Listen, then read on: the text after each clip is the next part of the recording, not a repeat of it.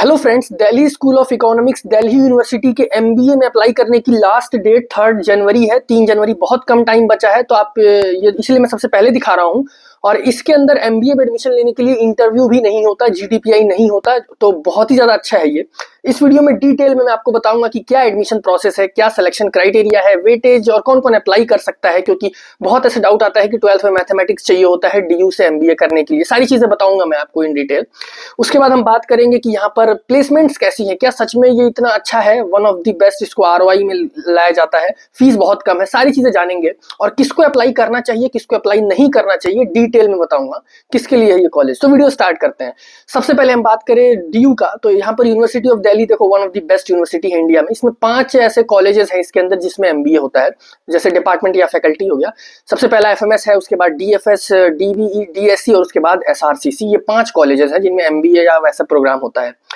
तो यहाँ पर हम डीएससी की बात कर रहे हैं, दिल्ली स्कूल ऑफ इकोनॉमिक्स, और इसके अंदर 3 टाइप के एमबीए है। एक है यहाँ पर एमबीए इन एचआरडी, बहुत अच्छा है एचआरडी के लिए ये, आईबी, और तीसरा है बिजनेस एनालिटिक्स।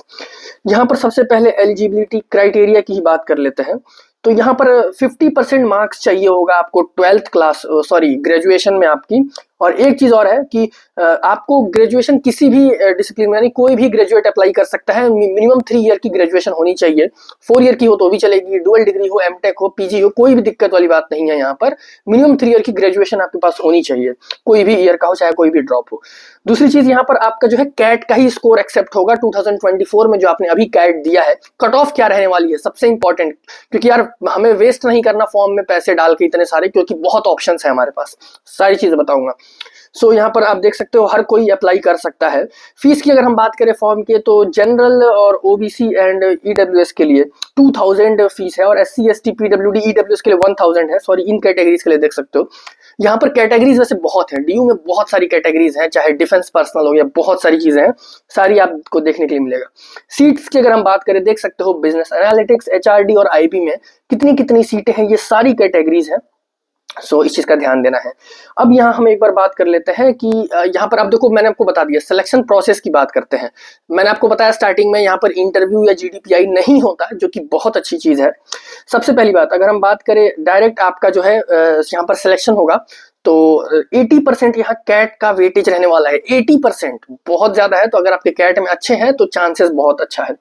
10th क्लास का यहाँ पर 10% वेटेज है, और 12th क्लास का 10% है, और सभी सब्जेक्ट्स को यहाँ पर इंक्लूड किया जाएगा। बेस्ट 4, बेस्ट 5 या ऐसा कुछ नहीं है, ऑप्शनल है, सब कुछ आपको कंसिडर करके चलना है।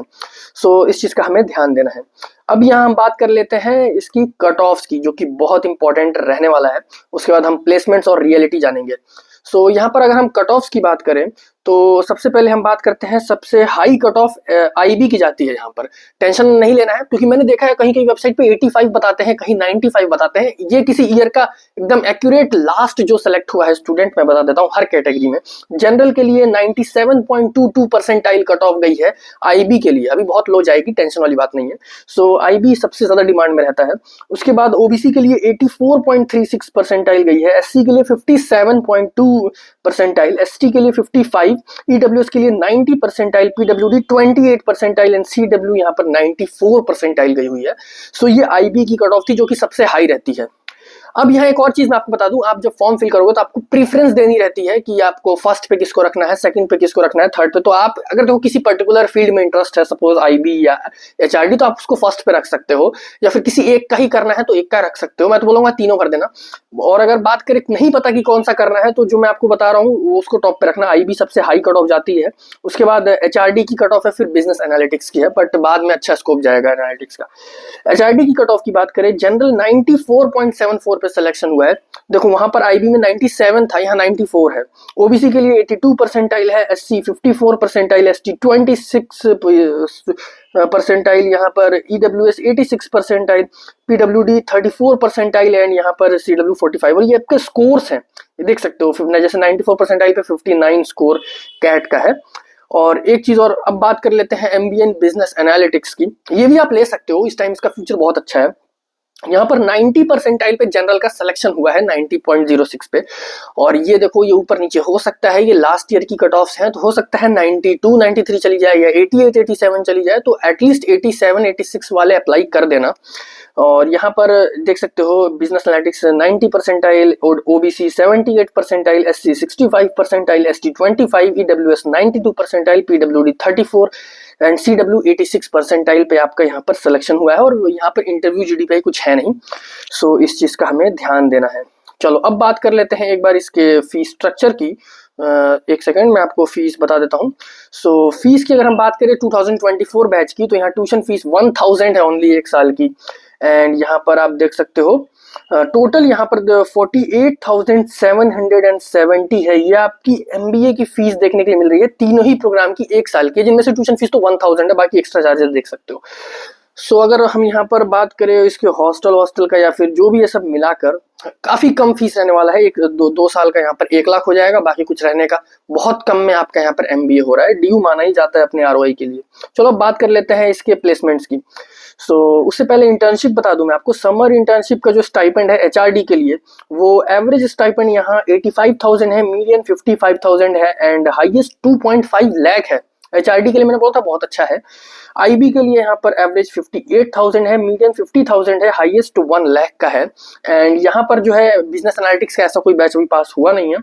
सो अब यहाँ बात कर लेते हैं प्लेसमेंट्स की।